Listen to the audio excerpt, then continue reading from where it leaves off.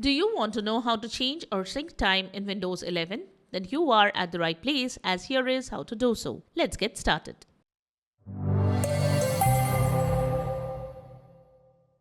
This is the Windows Club. Punctuality is an art that we all should master. But one cannot be punctual if the clock shows the wrong time. That's why in this video we are going to see how to change or sync time in Windows 11. Let's get started. Method 1. Manually. If you want to set time and date manually, then follow the given steps. Open Settings from the Start menu or use the shortcut Win+I. Go to Time and Language and click Date and Time. Now, if Set the Time automatically is enabled, turn it off. Then click Change from the Set the Date and Time Manually section. Now, set the time accordingly and click Change. This way, you will be able to change your time manually. Method 2. Automatically. If you don't want to set time by yourself and want Windows to do the work for you, then we have a method for you. To set the date and time automatically, you can follow the given steps.